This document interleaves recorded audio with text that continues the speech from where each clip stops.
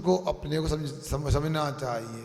जो पांचवा, सधर्मा विसंवादा, सधर्मी से विसंवाद नहीं करना। ऐसा क्यों कहा? सधर्मी से नहीं तो विधर्मी से कर ले। पागल हो गए, विधर्मी से तो बातें नहीं होते। अपने वालों से बातचीत होती है, जो अपने साथ उठता बैठता, मंदिर जाता है, धर्म उपदेश सुनता है, स्वाध्याय करता है, उससे विसंवाद हो गया तो गड़बड़ हो गया। संभल के व्यवहार करो। कुछ भी हो जाए, वो यदि गलत भी बोल रहा है, आप बोल दो, समझा दो, नहीं समझ, चुप हो जाओ, क्या कर सकते हैं।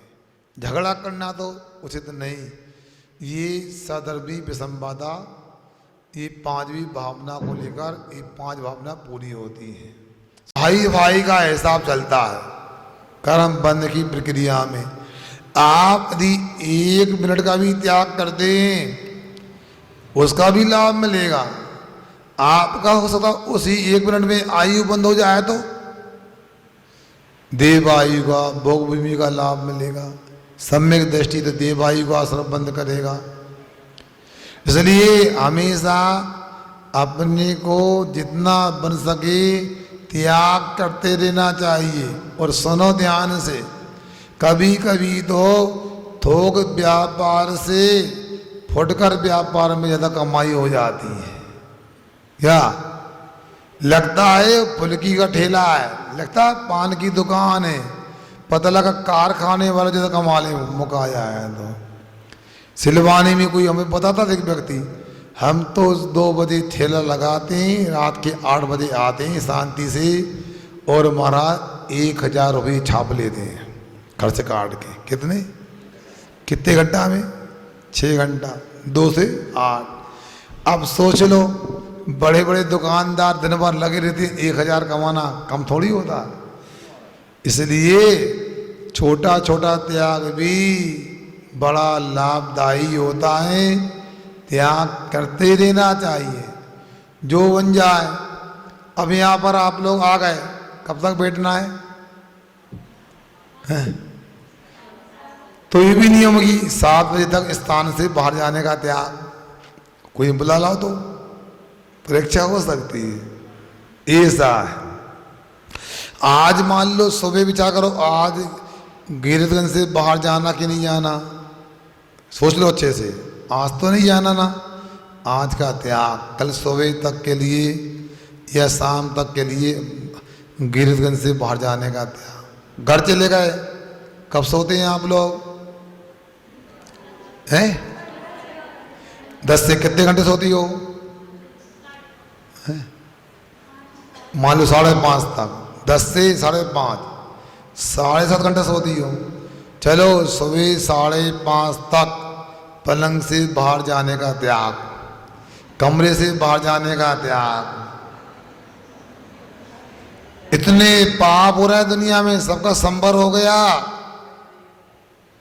क्या सुन रहे? मंदिर से जाने के बाद घर में जाते हो, कब निकलते हो? 4-5 घंटे। सुबह आज मान लो मंदिर आए, यहाँ से 9 बजे गए, तो कम से कम 5 घंटा तो काम करती हो। चलो तो फिर के 2 बजे तक घर से बाहर जाने का त्याग। परीक्षा हो सकती है, दृढ़ता से करने का है, मगर हर चीज का ऐसा हम त्याग परिमाण करके बहुत सारे पापों का संवर कर सकते हैं और निचला कर सकते हैं। आगे श्रीमती पुष्पा जी।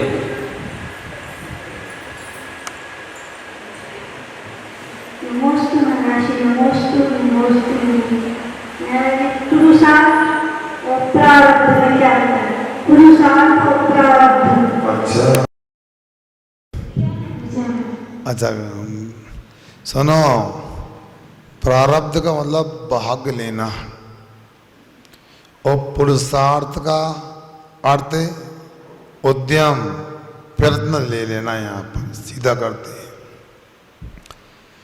आचार्य श्री जी ने मुनि सुव्रतनाथ भगवान की विनती में स्थिति में एक दोहा लिखा है। निज में यति यति है देह पुरुष पुरुषार्थ नियति और पुरुषार्थ का सल्लो अर्थ यथार्थ।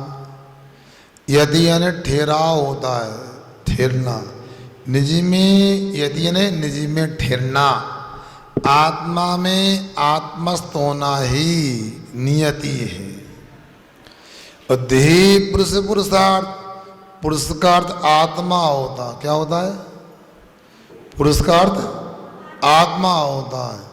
तो आत्मा के प्रयोजन को लेकर के आत्मा को देह बनाना, आत्मा को लक्ष्य बनाना, इसका नाम पुरुषार्थ होता है।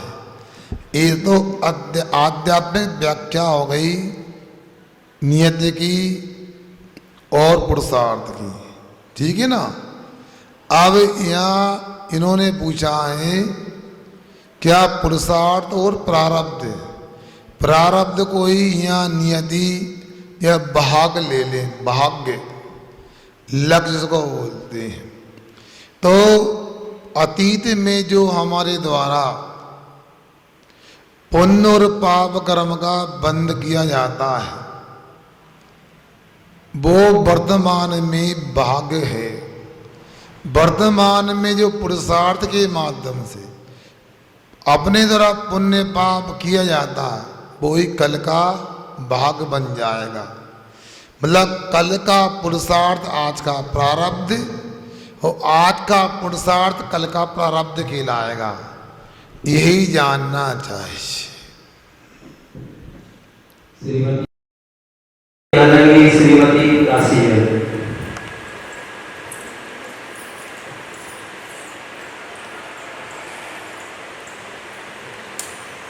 हे गुरुवार नमोस्तु नमोस्तु नमोस्तु। हे गुरुवार हमारा प्रश्न है कि आचार्य श्री आज अपन 10 बजे मंदिर से जाता तो टीवी चला, हमारा टीवी चलाई तो टीवी में आचार्य किसी के प्रकरण नाम लगा देते जैसे कुंडी बना के सुना तो अपनी आप में भी हो जाते हैं ऐसे कहां चलेगा के रोकना नंदा से खोज देते हैं तो दुखी हो जाते हैं। तो मैंने कहा कि मैं हम पाप लगाते हैं, दुखी हो जाता है तो पाप लगाते हैं। दुखी करने के तो कोई समाधान नहीं है।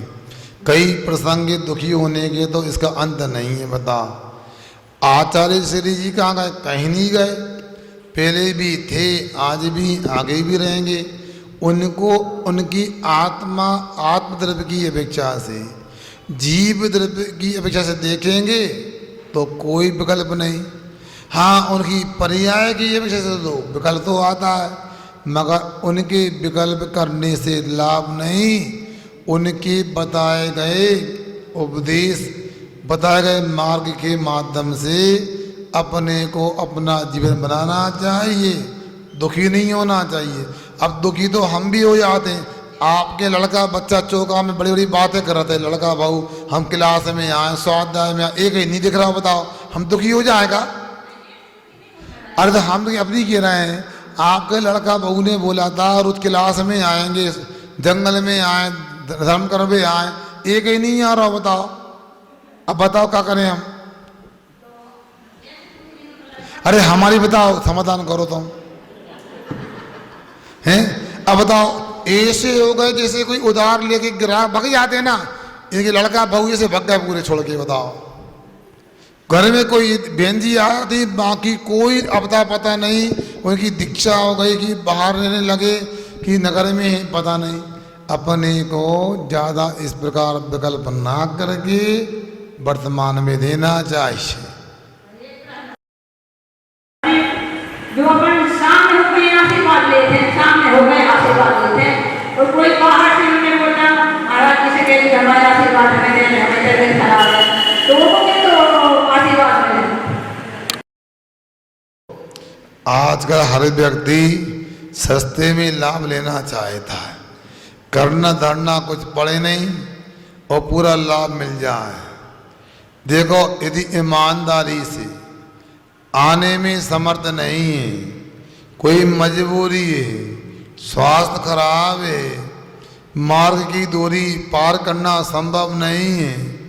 ऐसी परिस्थिति में कोई यदि मंगाता आशीर्वाद तो फिर भी उसका हम निषेध नहीं करते, मगर प्रमादी बन के जहाँ जाना है सब जगह घूम आएगा, और जहाँ नहीं जाना है तुम लोगों के लिए संतुष्ट करने के लिए हमारी डमोस्त बोल रही हो। ये अरे मना नहीं, परोक्ष में भी समदभट्ट स्वामी ने तीर्थंकरों का गुणगान किया। जब चंद्र भगवान का गुणगान किया 1.5 श्लोक पढ़ पाए और पत्थर में चंद्र भगवान प्रकट हो गए। बताओ, ये सा रहता, बाबों की बात रहती है।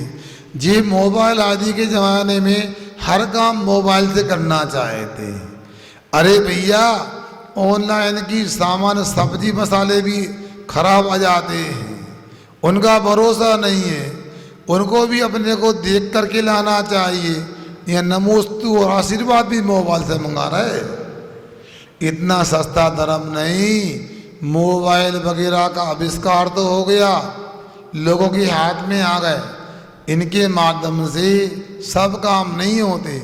मंदिर आना नहीं, टीवी में अभिषेक देख लो, शांति धारा देख लो, तीर्थ कर लो, शिखर जी गिरनार जी कर लो, महाराज के नमोस्तु कर लो, आशीर्वाद ले लो।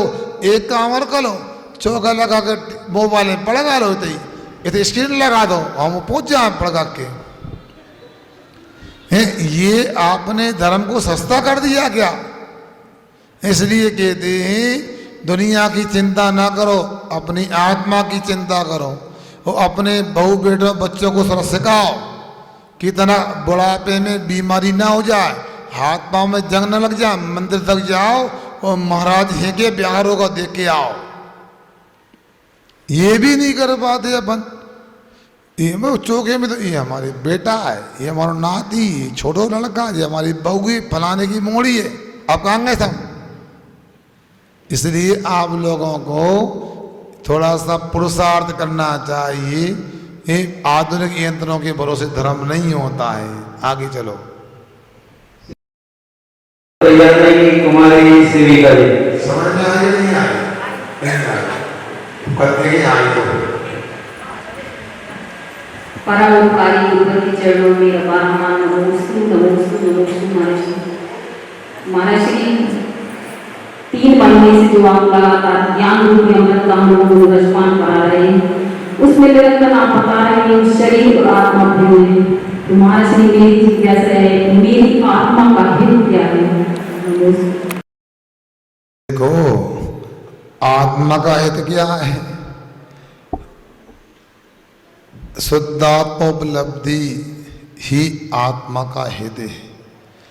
अपनी आत्मा को पर से पृथक प्राप्त करना, अतः शुद्ध रूप में उपलब्ध करना ही आत्मा का हित है। जब तक आत्मा पर के साथ रहेगा, पर की संगति करेगा, अहित ही होता रहेगा, अकल्याण ही होता रहेगा।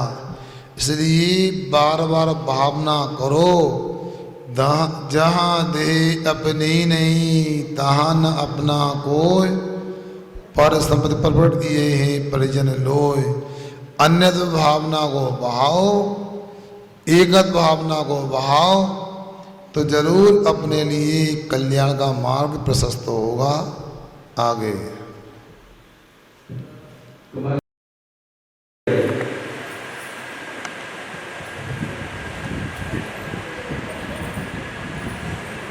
कुछ मनुष्य के चरणों पर मेरा बारम्बार नमस्कार। महर्षि मेरी जिज्ञासा यह है, क्या दान का कहीं ना कहीं संबंध धन से है क्या? और दूसरी जिज्ञासा यह है कि जिनेंद्र भगवान के पीछे जो महामंडल दिखाया जाता है उसका अर्थ क्या होता है? और जो अष्ट प्रातिहार होते हैं उसमें प्रातिहार शब्द का अर्थ क्या होता है? देखो, दान का धन से संबंध ऐसा एकांत तो नहीं। धन का भी दान होता है, और धन के अलावा मन से भी, वचन से भी, काया से भी जो अनुग्रह का भाव होता, अनुग्रह किया जाता, वो भी दान होता है। फिर दान की परिभाषा अपने को समझ में आना चाहिए। सस्वादि सर्गो नहीं, अनुग्रहार्थम सस्वादि सर्गो दानम। अनुग्रह के लिए जो धन का त्याग किया जाता है वो दान कहलाता है। धन से यहाँ अकेला रुपया पैसा मत लेना। यहाँ धन से मतलब रोटी पानी आदि, आहार दान आदि नहीं लेना। अपने लिए दान का मतलब थोड़ा व्यापक करना चाहिए। समय का भी दान होता है। कोई व्यक्ति बीमार है, आधे घंटा उसके पास बैठो और 2 बातें अच्छी करो सकारात्मक, ये भी बड़ा औसत दान कहलाएगा। क्या सुन रहे? शरीर से उसके पेट दबा दो, सिर दबा दो, ये भी दान कहलाएगा। दान को समर्थ स्वामी ने दानम भैया व्रतम कहा है। भैया व्रत भी दान में आता है।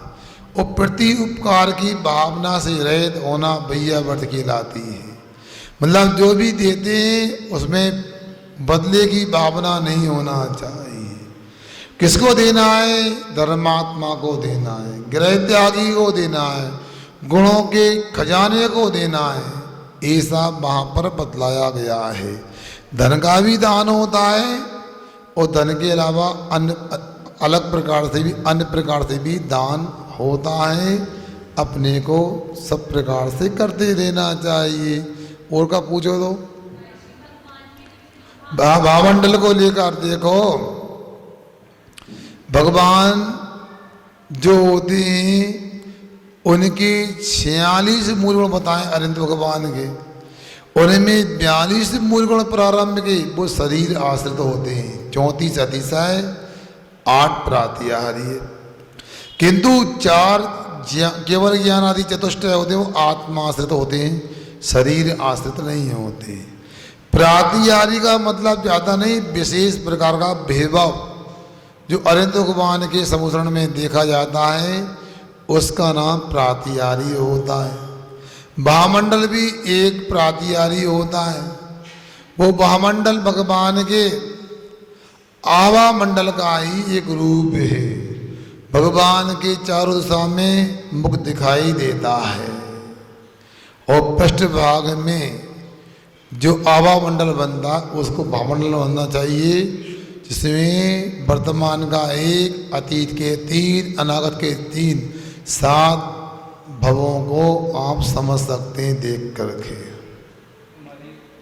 हमारी श्वेता जी तैयार रहेंगी।